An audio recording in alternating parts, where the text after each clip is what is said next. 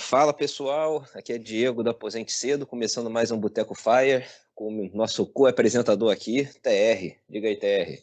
E aí, galera, tudo bom? Mais um episódio aqui saindo e caramba, head trick aqui de presença feminina. A gente tá gostando. Vamos tentar igualar aqui 50% presença feminina, 50% masculina. E é mais uma ouvinte nossa e pelo jeito ela vai dar aula aqui pra gente, porque se eu me lembro bem, ela disse que começou a investir em 2008, mais antigo que eu acho que o do Gleison também, que foi em 2009, eu não sei se foi o Diego, foi, Diego? Não sei se dá pra chamar investir o que eu fazia em 2007, 2008, né? Mas eu clicava nos botões na tela piscando, cara. Era pequeno, menos day trade? Dá pra chamar investir não, cara, aquilo era outra coisa. E é isso aí. Nós estamos aqui com o Gleison na mesa e a nossa ouvinte Edmara. Se apresente aí. Boa tarde, Opa, pessoal. eu atropelando a convidada. Vai, convidada. Não, só dar um boa tarde mesmo e falar que da aula não. Eu vim aqui para aprender um pouquinho e contar um pouquinho da minha experiência. Bom, eu acho que até dispensa apresentação, estou sempre aqui, Gleison do Safir Livre. Vamos ver mais uma presença feminina e realmente, agora a gente está bem legal agora com mulheres falando sobre investimentos, que é tão raro ter mulher falando, né, e presente no mundo dos investimentos, agora a gente vai ter mais uma presença. Mas eu vou aproveitar para, já que você fez uma apresentação tão breve, para você, não sei se o pessoal já ia pedir isso, mas passar uma breve história de você aí no mundo dos investimentos e como você chegou até a gente aqui. Mas antes dela entrar aqui, eu só quero dar uma explanada rápida aqui, que realmente aquele podcast da Carol deu certo, porque a Carol começou a produzir bastante conteúdo no Instagram, toda hora eu vejo ela lá com a carinha dela falando de investimento, e a Edmara se inspirou ali com as vozes dela e veio contar a história pra gente por e-mail, falando, eu vim mostrar que não tem poucas mulheres não, olha só eu aqui. E legal, bora, fala mais um pouco aí de você, Edmara. É isso mesmo, eu estava ouvindo, né, o podcast da Carol, e aí resolvi falar que eu lembro que eu acho que o Diego falou que vocês tinham um público feminino muito reduzido, e eu resolvi mandar um e-mail para falar que também ouvia e que já investia investia não, né? Já opero na bolsa desde 2008. Eu sou formada em ciências contábeis e desde a época da faculdade, me formei em 2007, meio de 2007. Desde a época da faculdade, o pessoal já falava bastante de bolsa de valores. A gente estava naquela época que a Bovespa só subia, qualquer coisa que colocassem dinheiro lá dava rendimento positivo. Mas como eu ainda não trabalhava, esperei começar a trabalhar, comecei a trabalhar efetivamente em 2008, trabalho em um banco, e logo que comecei já me interessei e comecei a investir. E aí veio a crise, né, de 2008. Eu até brinquei no e-mail que foi muito bom e muito ruim ao mesmo tempo, porque como eu comecei com pouquinho, à medida que eu fui ganhando mais dinheiro, as ações já tinham caído bastante.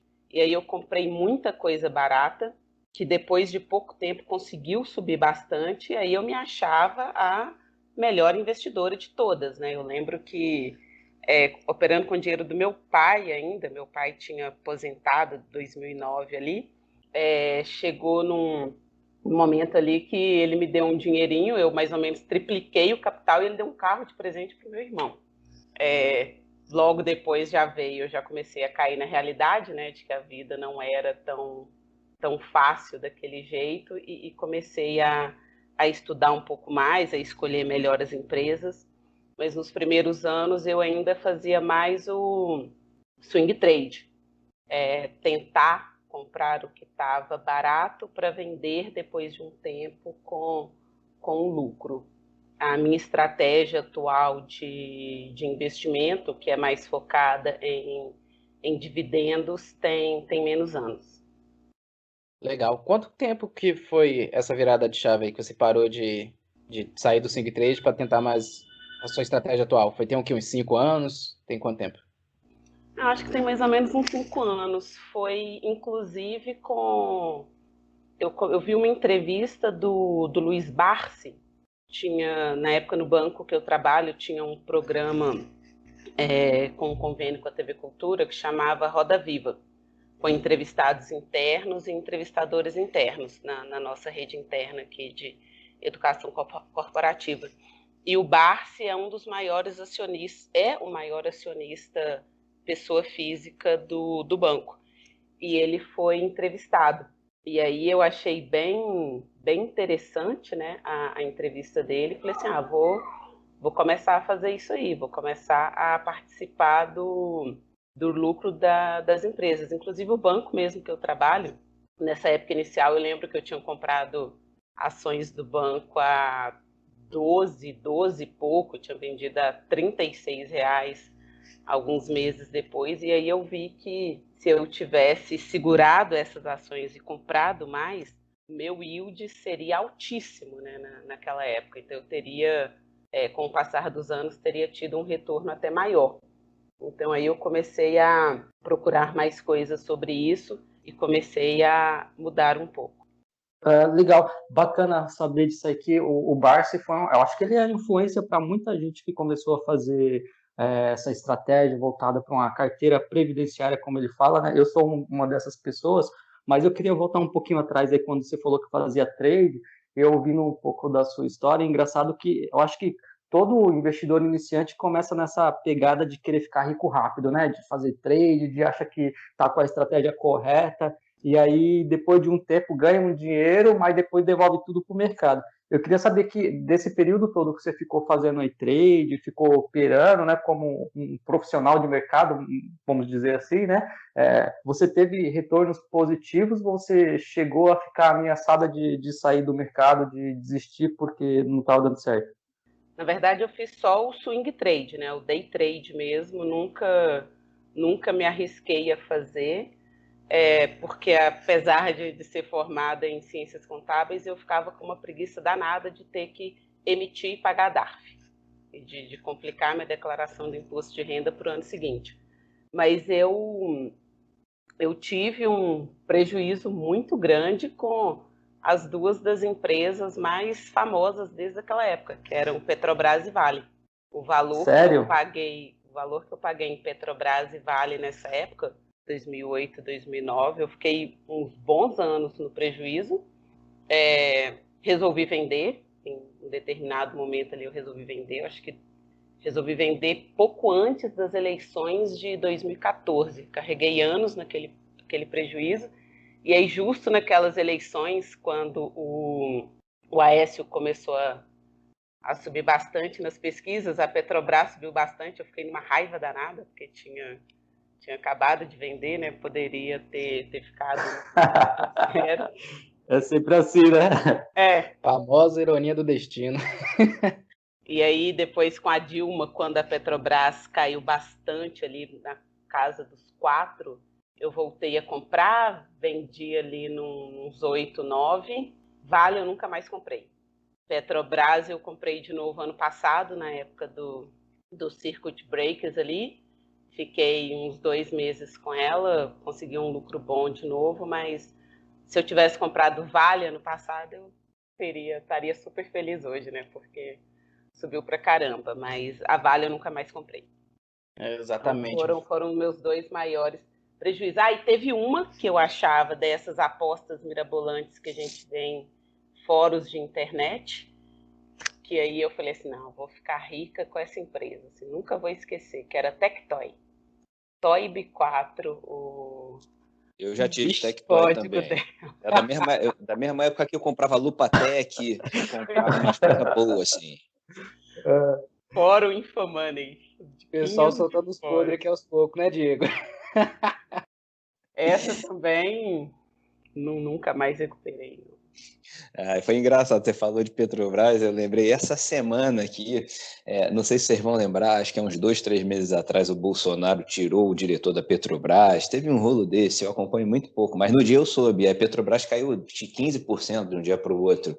Eu acho que até comentei com a galera aqui do Boteco, falei, vou comprar, nem que seja para fazer um swingzinho rapidinho. Sim, eu lembro, sim, lembro.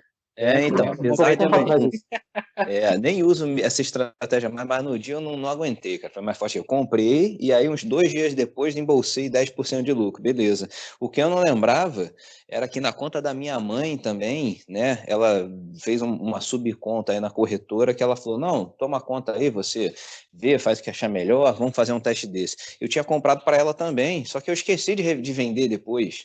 E, cara, fui lembrar ontem, hoje é sábado, né? Fui lembrar ontem. E aí que eu fui ver que a Petrobras essa semana subiu 7%, tá? 26 e pouco. Eu comprei a 20 para minha mãe. Então, assim, ela tá ganhando muito mais do que eu, só porque eu esqueci o dinheiro lá. Então, quase 30% aí, tá vendo? Pois é, e eu ganhei, acho que, sei lá, 10%, fiquei felizão, achando que é isso, cara, negócio do swing, né? A gente acha que vai ser melhor. No início que a gente começa a investir, é muito engraçado, né? Porque primeiro você acha que você fala, não, talvez eu não saiba tanto, eu vou colocar na mão de um gestor. Aí a galera, né, muita gente, eu inclusive, bota num fundo multimercado, daqueles com a taxa de administração que ninguém gosta, fala, pô, esse cara costuma vencer o mercado. Depois de um tempo você fica mais seguro, começa a fazer umas operações e fala, pô, eu consigo vencer o mercado, vou pagar gestor de fundo para quê? E aí depois você vê que o mais simples de tudo, mais fácil, que é comprar e cada vez só comprar mais, você virar um buy and hold, receber dividendo e tudo mais, é o que você mais demora para aprender que isso costuma ser mais eficiente. Mesmo que por um azar não seja mais eficiente do que fazer bons swings, com certeza a relação de tempo investido e retorno, com certeza é mais eficiente. Isso aí não tem a menor dúvida. Né? Muito engraçada aí essa psique humana em demorar para identificar isso. Mas eu ia até aproveitar também, falar mais duas coisas rapidinho. Um é um recado para o público aí, vocês estão vendo. A Edmar até a gente conversou pouco, né? Está aqui gravando com a gente, eu acho muito legal. O Boteco está sempre aberto aí para quem quiser participar, sempre falo, manda um e-mail para o botecofire@gmail.com. E é legal, tem muita gente que... Você só fala, o boteco está sempre tão aberto que a gente não consegue ter papo só nós três, ou só nós dois. Toda semana não consegue tem um tirar ou o dois Gleison do convidados boteco, aparecendo. cara. Não consegue tirar o Gleison, tá? Quem mandou chamar, velho? Quem mandou chamar agora já era, velho. Sai mais não. Mas é legal porque teve gente que manda e-mail, assim, troca ideia por telefone, por WhatsApp, e assim, a pessoa fala, ó, não quero participar, beleza, respeito. Agora, sim, o recado é, porque teve ouvinte que mandou e-mail, assim, o e-mail era uma linha. Olá, gostaria de participar do Boteco. Aí eu respondi, não, tudo bem, conta um pouquinho de você e tudo mais. Aí falou, me adiciona no WhatsApp. Aí eu adicionei, mandei uma mensagem, tudo bem, fulana? Pô, me conta um pouquinho de você, o que você pretende e tal. E a pessoa nunca nem respondeu. Eu acho que, sei lá, só queria ter o meu telefone, não sei. Então, assim, a pessoa, pô, quer gravar aí? Muito doido, né? Eu falei, quer gravar? Não sei o que, Cuidado se com os golpes aí, apresenta. mano. Esses golpes de WhatsApp aí. Também, né? Não, isso é tranquilo. O pessoal Fire é do bem, mas pelo menos, né, se apresenta um pouquinho, dá um oi. Edmar escreveu um textão bonito, contou a história dela, até todo mundo se amarrou, por isso que está aí falando com a gente. Mas é só o recado. E uma coisa que eu achei muito legal, na verdade, tem muitas coisas aqui para perguntar para Edmara também. O Edmar, eu não lembro agora se você falou, depois lembra para a gente quantos anos que você está agora, né? Se você pretende se aposentar cedo, eu acho que por tudo que você falou, né? Quem conhece um pouquinho sabe qual é o banco que você trabalha, e se você pretende pedir demissão, se aposentar antes do prazo ou não, né? Se você está nessa comunidade Fire mais pela questão do investimento e muitas vezes da frugalidade, né? Conta um pouquinho dessa sua meta de aposentadoria e já emendando também o 2 em 1, você comentou que é casada, né? Tem filho. O que essa vida de casado impacta, né, nessa sua eventual decisão de aposentar cedo ou de controlar o orçamento? O fato seu marido também é entusiasta da área ou ele vive uma vida financeira separada? Seu filho ou filha, se isso acabou retardando um pouco, né? E se você acha que compensa, né? Provavelmente sim.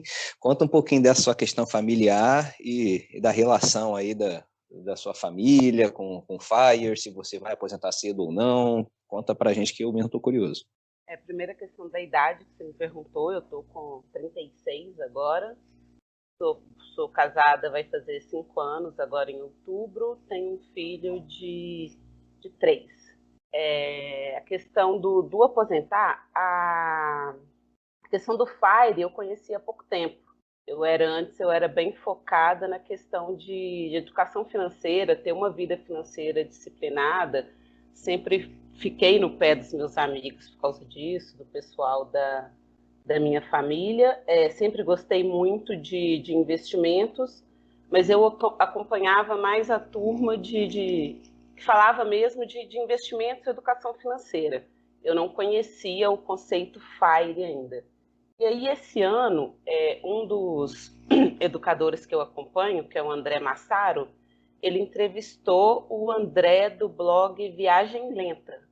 E aí eu achei super interessante, porque era um cara que realmente vivia dos investimentos que ele tinha. Ele não vive de cursos, não vive de outras coisas. E aí fui no blog dele, comecei a ver, comecei a ler e comecei a ir para outros blogs, comecei a ler outros blogs que estavam ali. Conheci ali o podcast do senhor IF, e meu marido acha super engraçado, né? Às vezes ele escuta comigo. Ele não é tão entusiasta, ele é bem disciplinado financeiramente. A gente tem um controle financeiro juntos, mas ele acha que essa questão do aposentar cedo é mais sonho do que factível.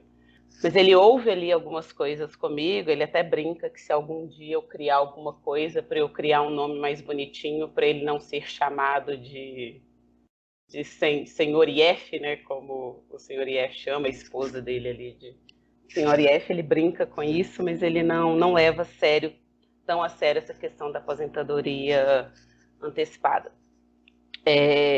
Eu tenho um foco de ter a minha independência financeira em no máximo 5 anos, de não depender mais do meu salário para viver. Mas isso não quer dizer que eu tenha intenção de sair do emprego nessa época. Eu gosto do que eu faço. Eu tenho uma grande vantagem que eu não trabalho em agência, eu trabalho com análises, é um serviço interno dentro de uma das diretorias do banco, então é bem mais tranquilo, gosto bastante do que eu faço. Então, a partir do momento que eu adquiri essa independência, eu vou trabalhar mais tranquila ainda e posso até pensar em me rebaixar de cargo para ter uma carga horária menor, trabalhar mais tranquilamente, mas o meu foco mesmo é aposentar com 50 anos, porque com 50 anos eu consigo me aposentar pela Previdência Complementar do banco, e aí já vou ter uma aposentadoria vitalícia, mantendo, né, o benefício ali do plano de saúde, que é algo que eu acho muito, muito importante. Então, na minha cabeça, adquirindo a independência financeira, eu vou conseguir desacelerar um pouco no banco e ficar até os 50 anos de idade. Você me perguntou mais coisas, eu acho que eu esqueci. O Diego faz isso mesmo, ele gospe um rio de perguntas no convidado e o convidado não consegue lembrar tudo. Não, mas eu tô satisfeito, Realmente eu queria saber isso mesmo. E vem cá, e você contabiliza o patrimônio, o fluxo de caixa, tudo junto com o salário do seu marido também? Ou o seu dinheiro é seu, o dele é dele? Como é que funciona isso aí? O meu dinheiro é meu, o dele é nosso, né? É mais ou menos assim. Muito bem, muito bem. Que maravilha! Esse é o terceiro modelo de administração de dinheiro que a gente conhece, né? E tinha o da Yuka, que é o dinheiro é nosso sempre. Tem o último que a gente gravou, que o pessoal ainda não assistiu, que é todo separado, e essa versão nova aí parece interessante. Não, tô brincando. A gente... Ele também é do banco, a gente sabe quanto que cada um ganha, o que cada um tem, mas a gente divide as despesas. Cada um tem a sua despesa em casa, né? Um paga escola, outro paga condomínio, outro paga energia. A gente meio que divide isso. A gente não tem uma conta conjunta, mas os planos maiores, por exemplo, troca de apartamento, que a gente mora antes do nosso filho nascer, a gente morava num menor, a gente resolveu trocar, então troca de apartamento, troca de carro, o casamento, tudo isso aí a gente faz junto. Legal demais. Cara, primeiro eu queria falar que, na minha visão, e na visão do meu pai que aposentou com 55 anos, 50 anos ainda é cedo se você for aposentar com essa idade. Meu pai se aposentou das Forças Armadas com 55 ou 56 anos e ficou todo mundo elogiando. Caramba, você tá aposentando cedo, que não sei o quê. Que o brasileiro tem aquela visão, né, de 60, 65 agora, mais pra frente também. Então, eu pelo menos acho que 50 anos cedo. E eu gostei da visão do seu... É, cedo, né? E eu gostei da visão do seu marido de falar que esse negócio de aposentar cedo é sonho. Que é o que a maioria do pessoal deve achar mesmo, né? Tipo, acho que a esmagadora deve olhar, cara, velho, esse povo aí tá falando negócio de aposentar cedo e isso é sonho. Mas, geralmente, eu acho que no caso do seu marido, ele já deve ter feito isso junto com você, mas o pessoal que pensa mais assim é porque não botou as ideias no papel, né? Não botou a trajetória, o caminho que você tem que seguir no papel para você ver onde você vai chegar e depois bater a ficha e falar, caramba, se eu fizer isso aqui todo mês, realmente é possível, realmente consigo chegar lá e dar certo. Muito bacana. Não, na nossa situação, principalmente, a gente não ganha tanto, mas o nosso salário é bem acima da média da população, até pelos benefícios que a gente tem, né, dessa questão de previdência complementar, plano de saúde, um vale alimentação que é excelente, no nosso caso são 2, porque os 2 são do banco. Eu falo com ele que se a gente colocasse no papel o que a gente já gastou aí só nesse tempo de namoro, a gente está 8 anos junto, mais ou menos, a gente já fez algumas viagens, e a questão da nossa festa de casamento, eu falo com ele que a gente pagou um casamento bem caro em um ano, sem passar aperto nenhum, sem ter que cortar muita coisa do nosso dia a dia, sem ter que pegar nenhum empréstimo. Então, assim, se a gente fosse seguir ali essa questão da comunidade FIRE, de ter uma capacidade de aporte ali altíssima, a gente conseguiria isso bem mais rápido ainda. Eu acho legal essa parte, porque cada pessoa é uma pessoa assim, singular, ou um casal singular, e o que vai definir o que você vai fazer é suas escolhas. Vocês escolheram, igual você falou no e-mail pra gente, fazer um casamento do sonho do jeito que você e seu marido queria, e foi isso que vocês fizeram, independente se custou muito aos olhos de uns, custou uma fortuna aos olhos de outros, ou não custou nada. Vocês pegaram a grana que vocês batalharam, tinham, conseguiram, não ligaram para essa filosofia muito pregada de tem que aportar o máximo possível, a gente tem que viver lá na manhã. Não, vocês botaram o pé no chão, viveram no presente, compraram um casamento legal dos sonhos e desfrutou disso, sem, por exemplo, penalizar o futuro, penalizar a sua independência financeira que você almejou. Eu acho que essa é a questão. Acho que as pessoas elas têm que fazer aquilo que está dentro da capacidade financeira delas, porque o que é muito para mim pode não ser muito para alguém que ganha 300 mil por mês. Então, assim, o que eu não poderia fazer é algo além das minhas posses. Se eu posso fazer uma festa de X mil, não tem por que eu me apertar ao máximo e pegar um empréstimo para fazer uma festa de 3x. Isso eu não concordo de jeito nenhum. Mas eu acho que a gente trabalha também para realizar nossos sonhos e vontades no presente. Não adianta só focar no amanhã. A gente tem que aproveitar um pouquinho o hoje também e dá para fazer as duas coisas, dá para equilibrar. Dá para guardar dinheiro. Assim, eu desde criança, minha mãe ensinou a gente, ela dava uma mesadinha ali para mim e para meu irmão, e ela sempre ensinou que a gente não deveria gastar tudo, que a gente deveria guardar uma parte. Ela abriu uma poupancinha para a gente, sempre incentivou a gente a colocar um dinheirinho ali. Então eu sempre tive esse hábito, mas eu sempre também quis realizar as minhas vontades. Então acho que a questão aí é saber equilibrar o presente com o futuro. Bacana demais. Eu acho que interessante também aí na sua história é que nem você, nem o seu marido desejam parar de trabalhar, porque, como o Thiago falou aí, todo mundo foca muito no aposentar cedo, né, de parar de trabalhar, mas não precisa ser esse o objetivo de todo mundo, porque às vezes o empecilho, quando eu vou falar com algumas pessoas, né, sobre o movimento FIRE, sobre investir, a pessoa fala, mas eu gosto do que eu faço, então não faz sentido. Mas é óbvio que faz sentido, porque mesmo você não querendo deixar de trabalhar, você gostando do seu trabalho, você não vai precisar mais fazer isso por dinheiro, porque mesmo essas pessoas que me respondem, eu amo meu trabalho, então não faz sentido, se ela deixar de ter salário, ela não vai trabalhar, ela fala, não vou.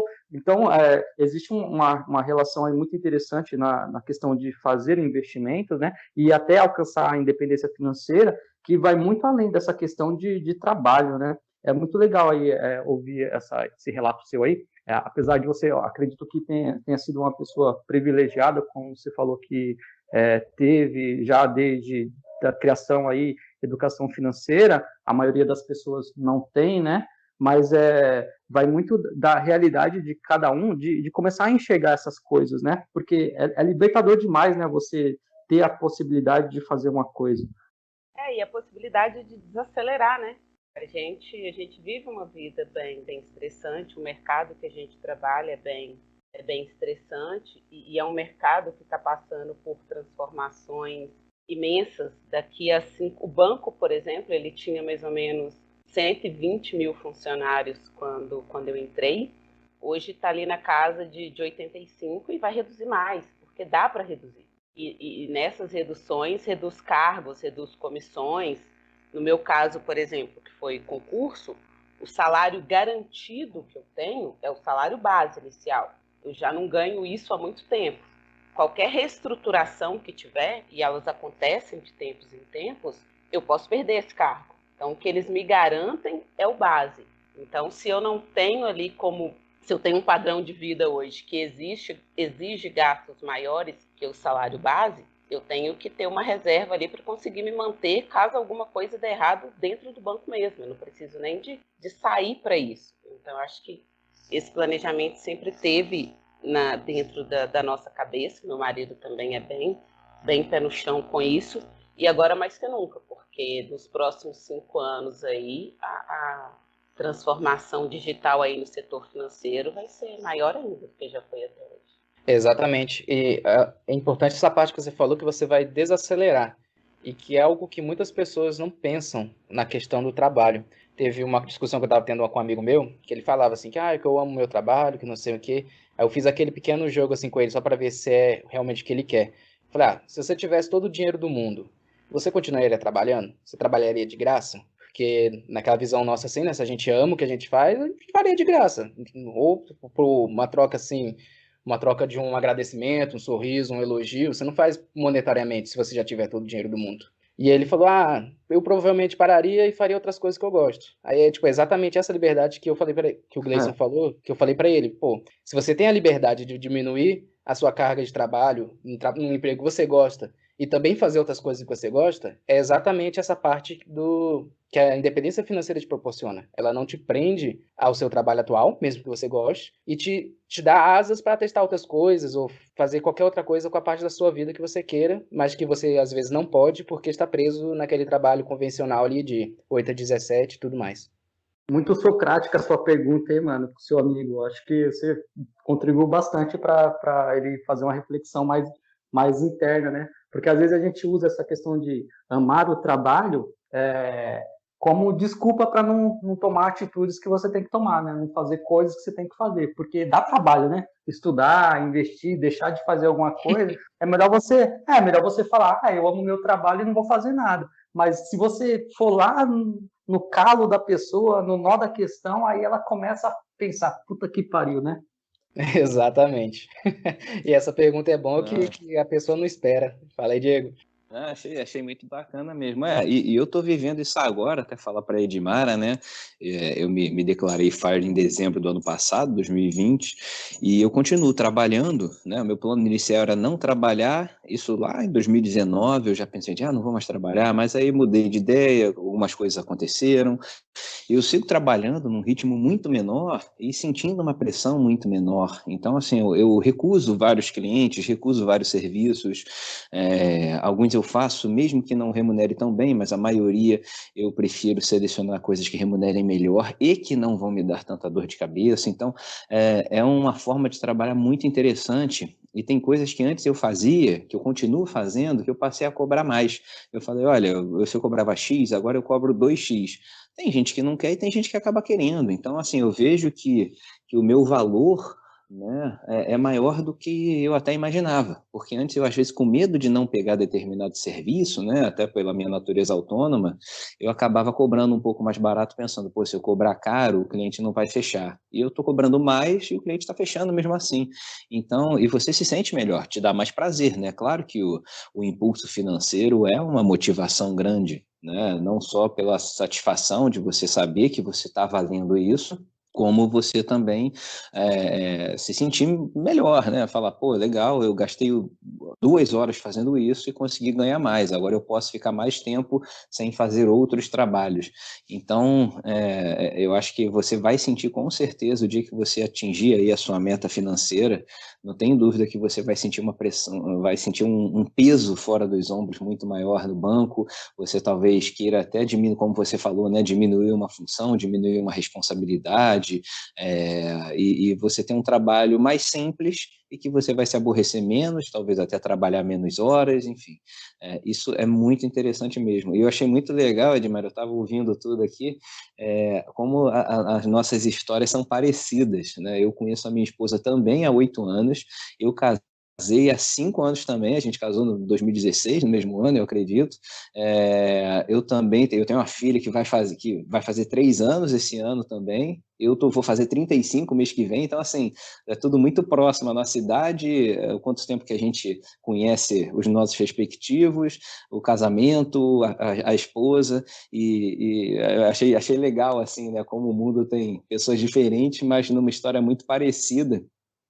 E eu até emendando esse assunto, o fato de constituir, né, essa família e ter a minha filha aqui também, eu penso hoje assim, eu falei, pô, se eu não fosse casado e não tivesse filho, eu já teria me aposentado, assim, me declarado há alguns anos atrás, eu já teria atingido essa meta. Em alguma medida você acha que o fato de você ter filho, né, e você certamente ter planos para ele, né, de estudo, de atividades e custos que isso tudo envolve, em alguma medida você acredita que o seu filho vai gerar mais tempo para você trabalhar, claro que com satisfação para isso, ou você acha que não atrapalha em nada, enfim, você vai resolver adotar uma política de austeridade aí com o filho? Eu pergunto isso até porque a própria Yuka já causou uma polêmica aí na internet há um tempo atrás, né? As filhas delas estudam em escola pública, né? Ela disse que encontrou uma escola boa perto de casa, em São Paulo. Ela tem medidas bem frugais também com as filhas dela, tá? Que eu respeito completamente, tá? Mas é um ponto um pouco polêmico, né? Eu, da minha parte, eu fui criado de uma forma diferente e se eu ficar pelado para dar o melhor casaco da loja para minha filha, eu faço isso, tá? Não estou falando aqui em sacrifício, mas eu acabo sendo aquele pai meio babão que tem que me controlar para não cumprir as vontades. Como é que funciona aí essa dinâmica de mãe e fire ao mesmo tempo? Filho gasta bastante, assim, é o amor da minha vida, ele é a melhor coisa que tem na minha vida, sou completamente apaixonada pelo meu filho, mas as despesas fixas aumentaram bastante depois que ele chegou. Quer dizer, bastante não, porque um pouco dos gastos que eu já tinha eu direcionei para ele. Por exemplo, se a gente ia muito ao cinema, eu tinha muito hábito de ir ao cinema direto, saía bastante, já não dava para fazer isso mais. Então, esse dinheiro foi direcionado para a questão do meu filho e teve um outro incremento mesmo de despesa. Ele está numa escola particular, a escolinha que ele estava até o ano passado era bem cara. E aí, com a questão da pandemia, né, que pararam as aulas, ele fica em casa com a gente. No ano passado, a gente teve essa economia, digamos assim, porque aí a escola já não cobrava mais a mensalidade, até por causa da idade, né? Não, era uma idade até complicada de ter alguma atividade online, mas esse ano ele voltou para uma atividade online, mas o valor de mensalidade que a gente está pagando hoje ainda é bem mais baixo por causa do desconto ali da situação que a gente está vivendo do que era antes. Mas eu entendo que não atrapalha, não. Eu tenho até vontade de ter um segundo. Às vezes penso em ter um segundo. É questão de focar mesmo. Transferir alguns gastos que a gente tem para a questão do filho e se planejar. O que eu e meu marido, a gente guarda um dinheiro para a educação dele, para a educação futura dele, mas é um dinheiro para a gente usar, não um dinheiro, fez 18 anos, a gente vai dar um carro, vai dar isso, vai dar aquilo, não. A gente guarda um dinheiro para que ele tenha possibilidade de fazer o que ele quiser na época. Quero fazer um intercâmbio? Beleza. Quero ser músico e estudar música, não sei aonde? Beleza.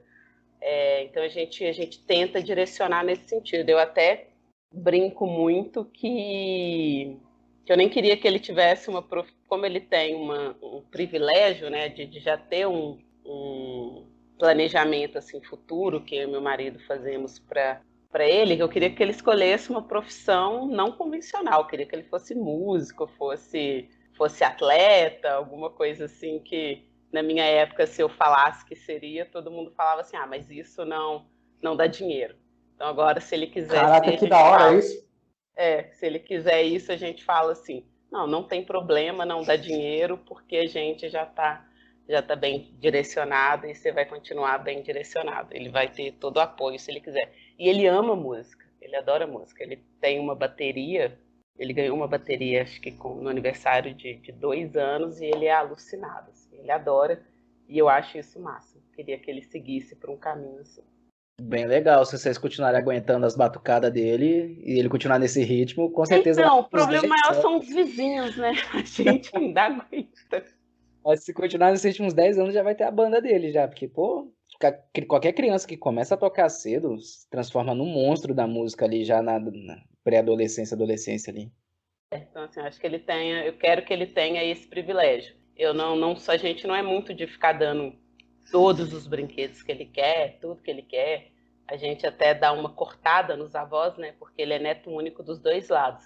Então, os avós tendem a querer fazer todas as vontades. Então, a gente até dá uma cortada. Agora ele está querendo uma bateria nova e a gente ensinou que ele tem que encher o cofrinho dele, que ele não tem noção de valores de moeda ainda.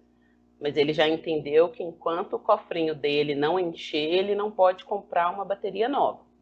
A gente está tentando colocar esses conceitos de educação financeira desde cedo nele, mas eu quero que ele tenha liberdade para escolher a carreira que quiser, independentemente de remuneração. Bem legal. Falando da parte de educação financeira, eu acho que muitos aqui a gente já sabe que muitos aqui são muito solitários, né? Não conversam com familiares ou próximos sobre esse tipo de assunto. Como é que é para você, Edmara? Sobre amigos e roda de colegas, como é que é falar sobre dinheiro e investimentos? Primeiro que eu comentei, né, que a minha mãe sempre falou disso comigo e com meu irmão, mas o meu pai sempre foi aquele perfil altamente gastador. Meu pai é daquele tipo que se ele ganhar 1 milhão no mês, ele vai gastar 1 milhão no mês. E isso com muita luta nossa falando na cabeça dele, porque em outras épocas ele daria um jeito de gastar 1 milhão e 100. Então, assim, meu pai é um que eu sempre falei muito, tem muitos anos que eu falo bastante, mas que não me escuta tanto. A minha mãe, minha mãe sempre teve uma educação financeira boa, mas hoje eu já consigo diversificar um pouco mais os investimentos dela, né? Já consigo colocar alguma coisa ali no multimercado, num LCI ou LCA sem carência, que era algo inimaginável algum tempo atrás. A parte de investimento, sempre conversei bastante com meu irmão. Meu irmão também sempre se interessou bastante pelo mundo dos investimentos. A gente tem um perfil diferente, porque ele é mais ainda ele ainda sonha com a grande tacada, né? Com a nova Magalu.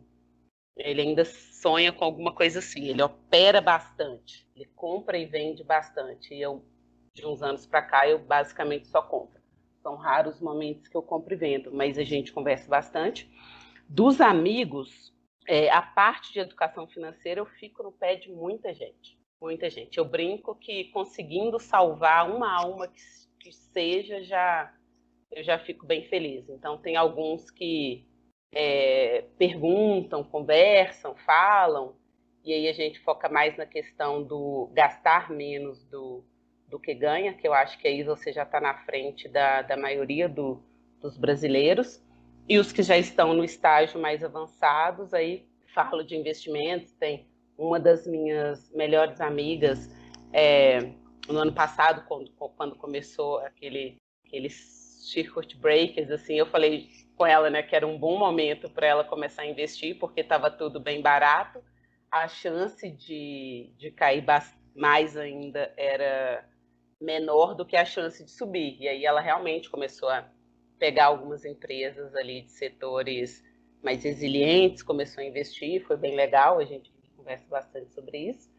E o meu marido, esse ano, resolveu, né, começar a investir um pouquinho em ações também. Ele sempre foi bem mais conservador, mas agora tá se interessando mais. Mas a parte de educação financeira mesmo, do falar na cabeça do pessoal que a gente tem que gastar menos do que ganha, eu fico no pé de todo mundo, e aí me chamam de chata, de pão duro, essas coisas normais aí que a gente acaba se acostumando. É sempre assim, quando a gente vai falar de investimento, principalmente que é um assunto que a gente gosta de falar muito, né?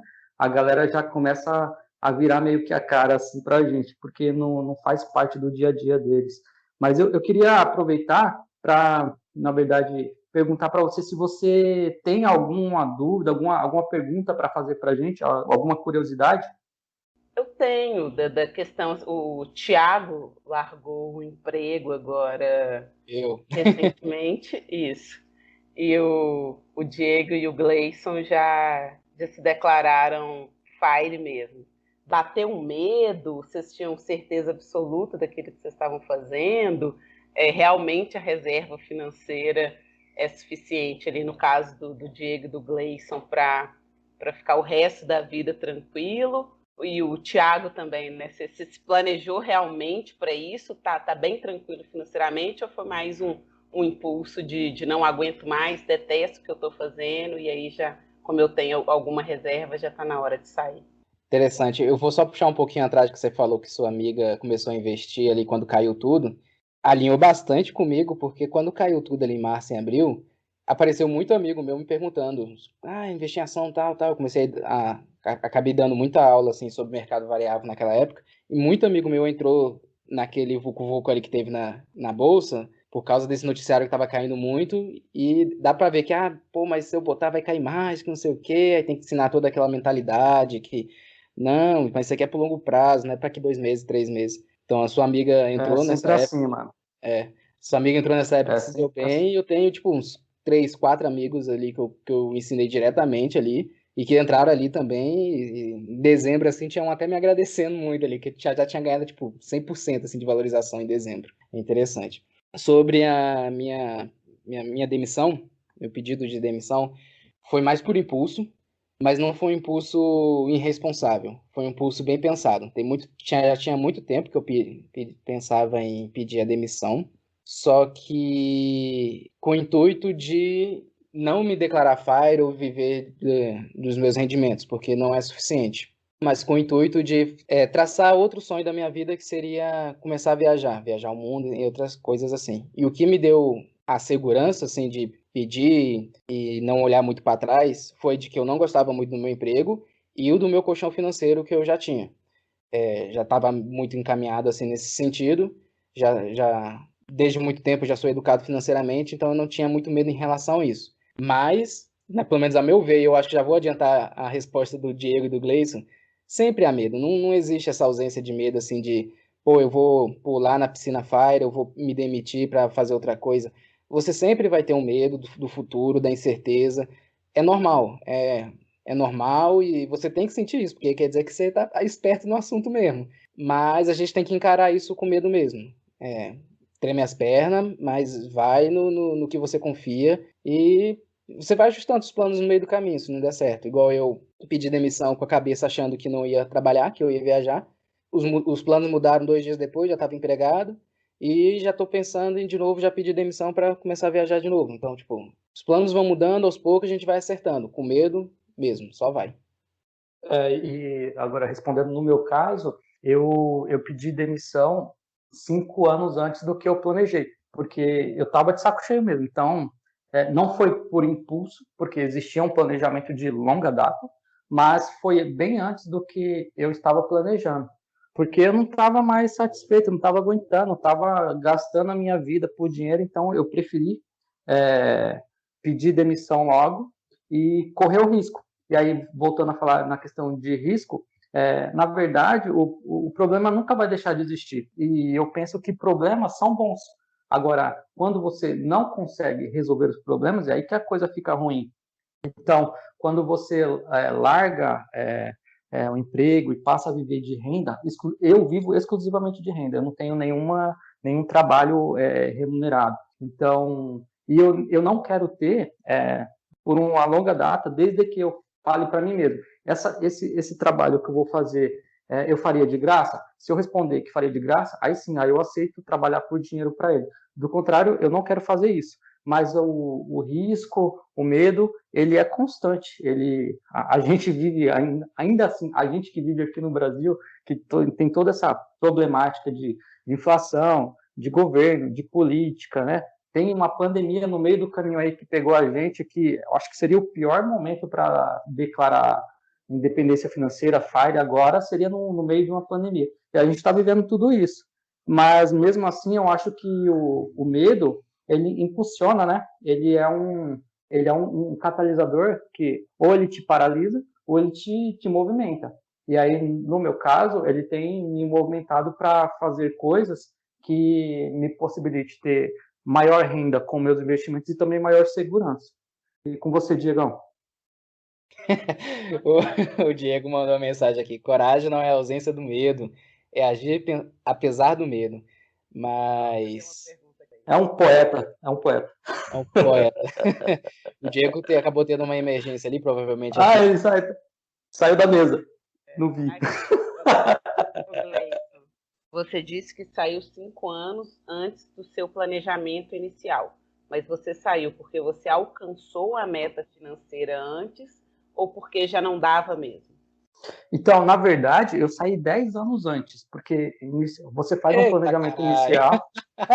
Não, não, acho que com todo mundo é assim, né? Você faz no primeiro dia que você faz o seu planejamento, em tal data eu consigo, né? Você bota na planilha lá, bonitinho, e a planilha aceita tudo, né? E papel aceita tudo. Mas conforme você vai fazendo e os juros compostos vão trabalhando, e você vai fazendo as coisas certinho, você percebe que dá para antecipar isso. Você é uma prova disso também, né, Thiago? E aí eu falei, opa, dá para antecipar 5 anos. Aí eu antecipei 5, mas só que aí precisava de mais 5. Só que aí eu cheguei num momento de vida que, puta que pariu, não estava aguentando mais. E aí eu olhei, voltei para as planilhas lá e falei, peraí, eu não consigo o que eu estava almejando, mas o que tem aqui já dá para fazer alguma coisa. E aí foi quando eu falei, vai ser com isso daqui mesmo. E aí eu larguei o emprego 5 anos antes, não no formato ideal, né, de ter uma folga boa, né, porque existe uma grande polêmica, né, qual é o momento certo de você ver e falar, agora tá legal, tá seguro.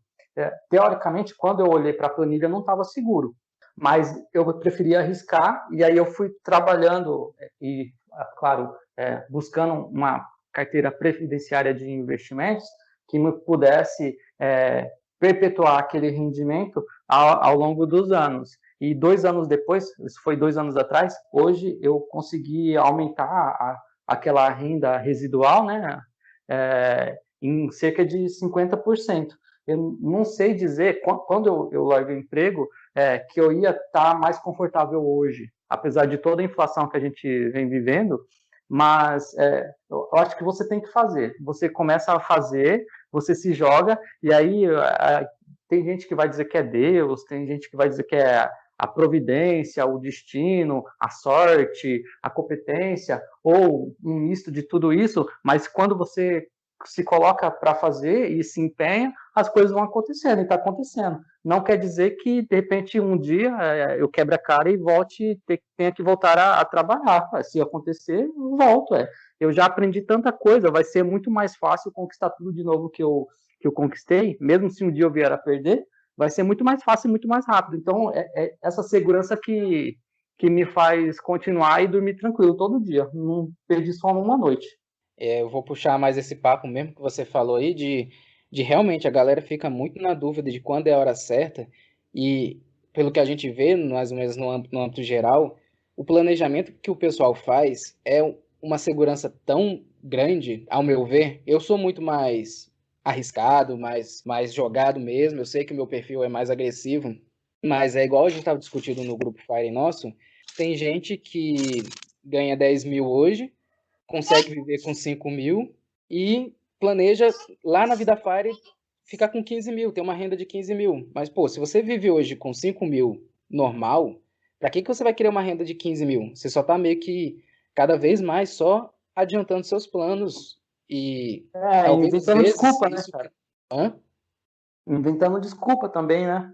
Exato, inventando desculpa. Foi até no último podcast do Senhor IF, que a gente acompanha com ele também, que ele colocou uma blogueira que é bastante conhecida, que eu acho que é Independência ou Morte, que falando de valores, ela botava que queria se aposentar com 2 milhões. Aí foi passando mais 2 anos, ela botou para 4. Aí mais passou mais um pouco, ela botou 5. Agora ela botou, não, eu vou me aposentar com no mínimo 10 milhões, porque o mercado está muito incerto.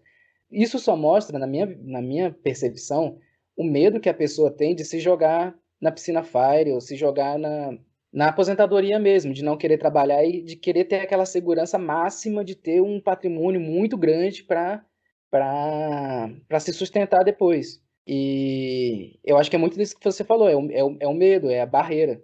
E tem gente que encara, foi igual o Gleison encarou antes, eu encarei antes, e tem gente que vai ficar ali esperando a piscina encher mais um pouco para depois jogar.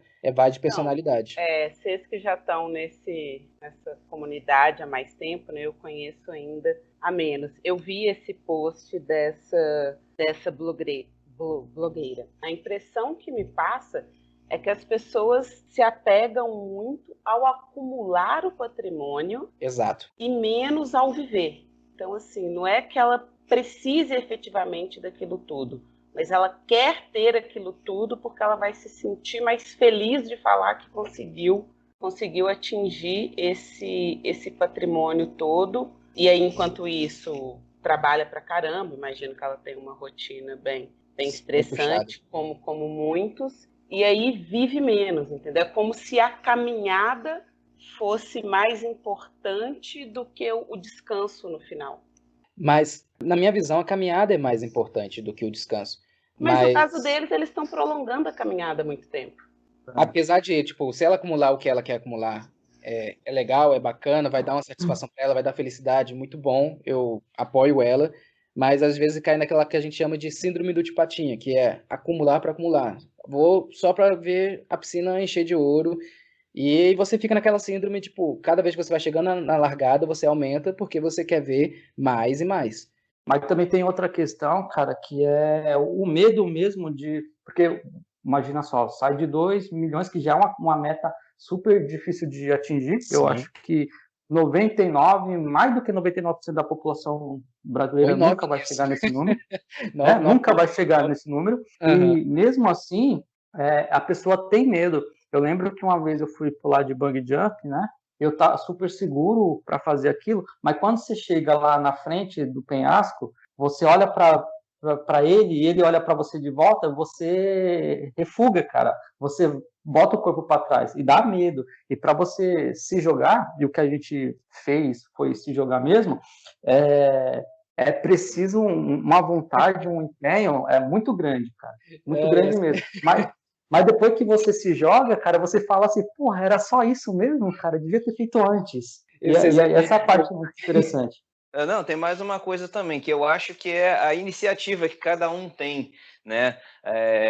Se tudo der errado, assim, a Edmara falou que formada em ciências contábeis, né? Digamos que ela fosse pedir demissão do banco, ela já vai aposentar super cedo pela idade normal, mas digamos que ela quisesse daqui a 3 anos pedir demissão, e daqui a 15 deu alguma coisa errada. Teria disposição para, de repente, pô, então eu vou fazer imposto de renda para ganhar alguma coisa. Eu vou fazer, sei lá, vou vender brigadeiro gourmet para ganhar alguma coisa. Você teria essa iniciativa, teria essa disposição? Isso é algo que eu acho que falta em muita gente, né? Porque está acostumado a ser empregado, ou mesmo servidor público também, e aí ficar pensando, pô, se eu pedir demissão e depois lá na frente eu estiver precisando de renda, eu ver o meu patrimônio diminuir cada vez mais e minha renda também, pô, e aí eu já pedi demissão, não tem como ser reintegrado, o que eu faço? Se você tiver essa mentalidade, eu sempre pensei assim, eu sempre falei muito com a minha esposa, assim, pô, se for o caso, eu sei limpar piscina bem, já morei numa casa com piscina que eu limpava toda semana, virei craque, aspiro, faço tudo. Então assim, pô, se tudo der errado, cara, não conseguir trabalhar na minha área, não estiver no lugar diferente, eu limpo piscina, eu lavo prato, e não vou me incomodar com isso, não é porque eu tenho diploma tal, pós isso, mestrado daquilo, que eu vou achar que eu estou me rebaixando, nada disso, pelo contrário. Se deu errado, eu tenho certeza que pelo menos nesse intervalo entre, né, eu ter tomado essa atitude, criado a coragem de pular aí do bungee jump e a queda, né, com certeza eu vou ter aproveitado muito. Então, eu acho que a pessoa tem que ter isso em mente, de pensar o pior cenário, eu vou conseguir me virar de algum jeito, que seja para ganhar 5 vezes menos, mas eu vou conseguir me sustentar minha família? Cara, eu vou, assim, eu vou dar um jeito, assim, sem ganhar dinheiro eu não fico, de alguma forma eu vou resolver, eu tenho certeza, não sei se vai ser na mesma área. Então, isso é o que falta às vezes em muita gente que está acostumado que o dinheiro vem até ela através de um emprego, né, e seja pouco empreendedora. A gente já discutiu isso no episódio anterior, né? O Gleison até falou, pô, não tenho muito esse espírito empreendedor. Eu tenho, e muita gente tem, né? Muita gente tem. Eu tenho e sei várias formas diferentes de gerar renda, né? Então, e amanhã pode ser outra coisa ou pode ser algo simplíssimo como um trabalho braçal, tá? Então, isso eu acho que é um fator também que você tem que pensar. Pô, pior cenário, eu vou fazer imposto de renda, eu vou atuar como auditora de alguma coisa. Enfim, você é qualificada, só você, só cada um sabe o que sabe fazer, o que está disposto a fazer também, né? E se sentir bem com isso, saber que foi fruto de uma decisão que achava que ia dar certo, mas 10, 15, 30 anos depois não deu, mas você aproveitou o caminho, né?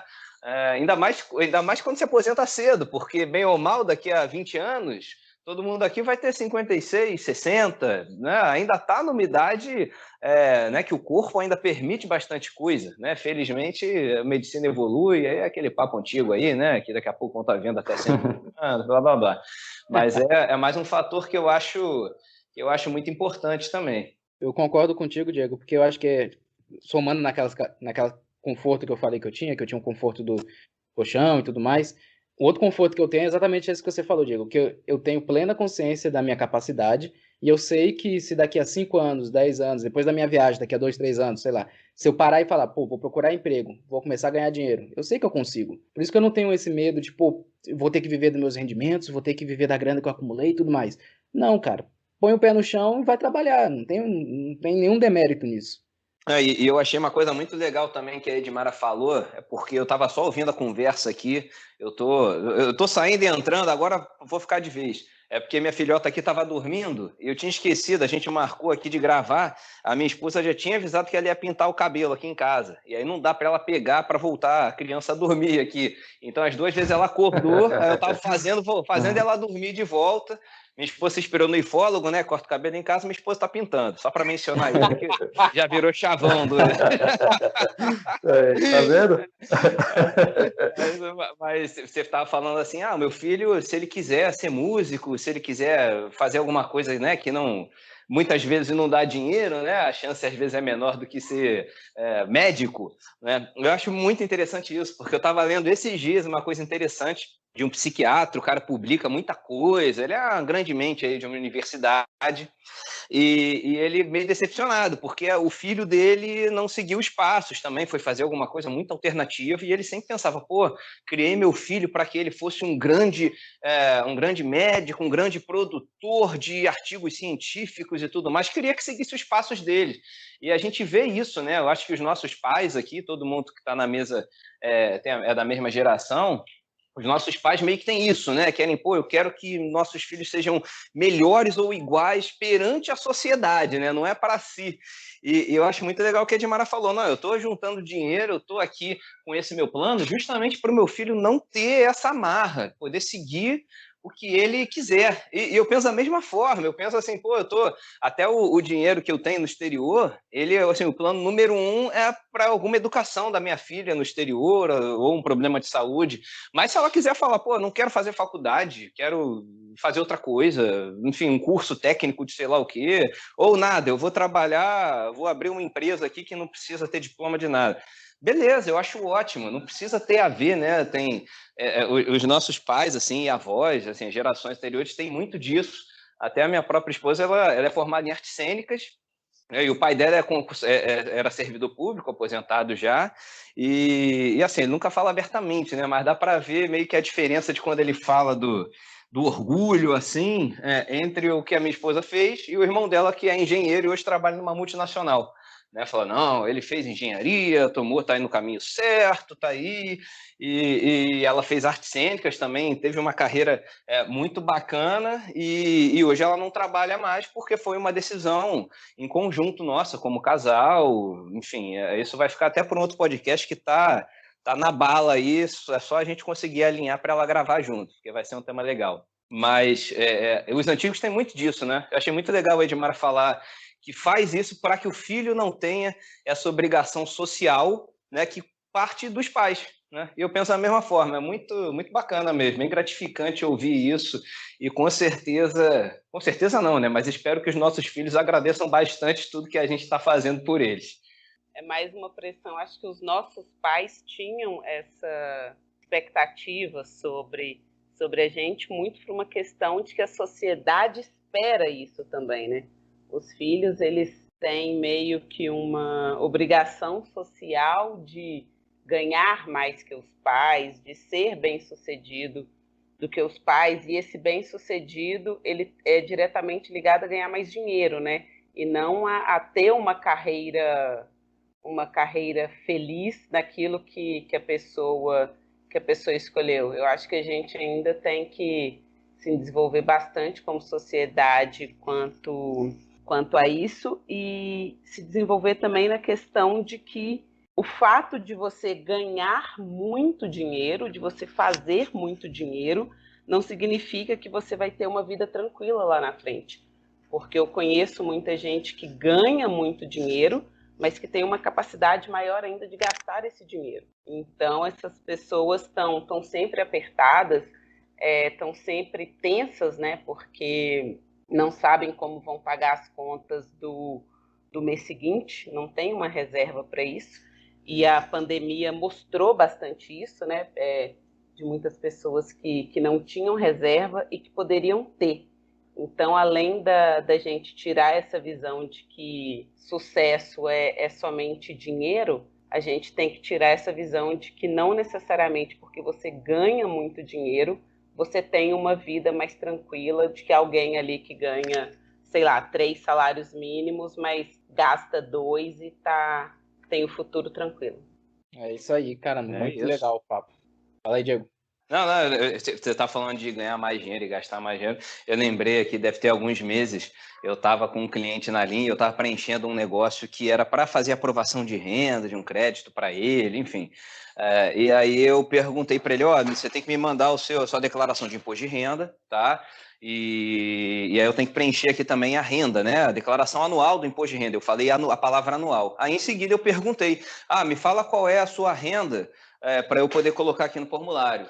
Aí ele, 120. Aí eu falei, beleza, 120 por 12, 10 mil. Ele, não, 120 mensal. Aí eu, tá. Tipo, eu fiquei meio, deu um gelo assim, eu falei, não. Pouquinho, né? Falei, não, tá bom. Aí o cara tem uns 3, 4 negócios assim. Só que, cara, o cara tem. Aí depois ele mandou, né? Assim, o cara, pô, tem 4 veículos, tem casa uma em cada cidade, assim, um negócio surreal. E as despesas do cara são gigantescas também. Então é isso, assim, o cara poderia, sei lá, ser fire em 2 anos, mas ele já coroa também. Se eu não me engano, ele tinha 58, assim, coroa não, mas né, não é nem um garotão. E assim, Coroa, a palavra ele não consegue se aposentar. Ele não consegue se aposentar hoje cedo. Ele não tem jeito. O padrão de vida dele, o cara vai ter que trabalhar o resto da vida, até os 90 anos, entendeu? É muito engraçado esse turbilhão que a pessoa entra, né? Que é quase o caminho normal. É surreal, assim, e a gente vê, né? Por isso que é muito importante a gente procurar sempre ser melhor do que a gente foi ontem, né? E não se medir por terceiros. Sempre vai ter alguém com mais dinheiro que você, com uma casa maior, mais bonito, mais inteligente, sempre vai ter. Então, você tem que... A sua métrica tem que ser por você próprio no dia anterior. Caramba, excelente papo que a gente teve aqui. A Dimara trouxe uma discussão bem interessante. É legal que os papos são muito espontâneos aqui, né, gente? Lógico que foi ela que tirou a dúvida ali, mas, pô, a gente não guia nada aqui, só sai as palavras. Não, e justamente por isso que é bem interessante, né?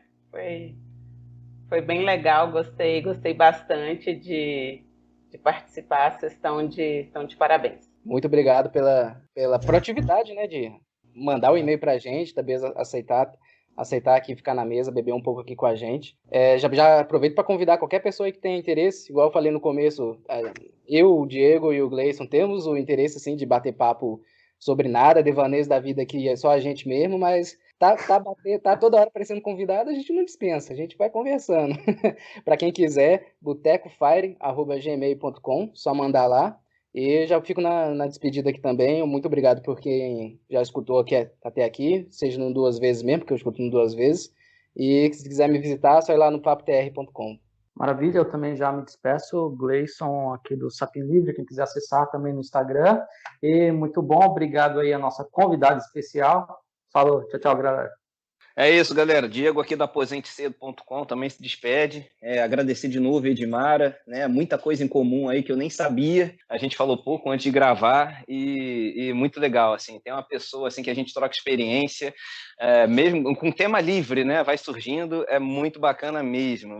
Então, quem quiser participar tá aí permanentemente convidado e quem não quiser vai ficar ouvindo só a gente mesmo falando